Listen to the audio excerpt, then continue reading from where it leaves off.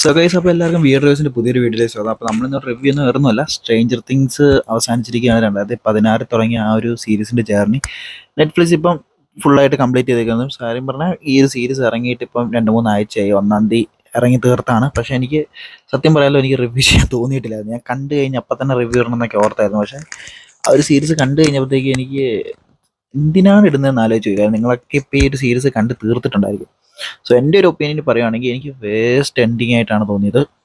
5-ാമത്തെ സീസണിൻ്റെ first part ഉണ്ടല്ലോ, എനിക്ക് ഭയങ്കരമായിട്ട് ഇഷ്ടപ്പെട്ട ഒരു സംഭവമായിരുന്നു. കാര്യം ആ ഒരു വില്ലിൻ്റെ പവറും കാര്യങ്ങളൊക്കെ കാണിച്ചിരിക്കുന്നത്. എന്നാൽ സെക്കൻഡ് പാർട്ടിലേക്ക് വന്നപ്പം എനിക്ക് അത്യാവശ്യം നല്ല സംസാരം കാര്യങ്ങളൊക്കെ തോന്നി. എന്നാലും ആ ഒരു 7-ാമത്തെ എപ്പിസോഡാണെന്ന് എനിക്ക് തോന്നുന്നു.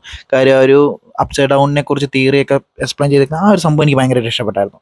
എന്നാൽ അത് കഴിഞ്ഞ് വീണ്ടും സംസാരവും കാര്യങ്ങളൊക്കെ ആയിരുന്നു. പക്ഷേ ഏറ്റവും അവസാനത്തെ തേർഡ് പാർട്ടിലേക്ക് വന്നപ്പോഴത്തേക്കും, അതായത് നമ്മുടെ ക്ലൈമാക്സിലേക്ക് വന്നപ്പോഴത്തേക്കും ഭയങ്കര ഷോക്കായിപ്പോയി. ആ ഒരു വെക്നേനെ ഭയങ്കര വീക്കായിട്ട് കാണിച്ചേക്കുന്നു. ആ ഒരു എന്തോ എനിക്ക് അബീസ് എന്ന് പറഞ്ഞ ആ സ്ഥലം കാണിച്ചേക്കുന്നത് എനിക്ക് ഇഷ്ടപ്പെട്ടില്ല.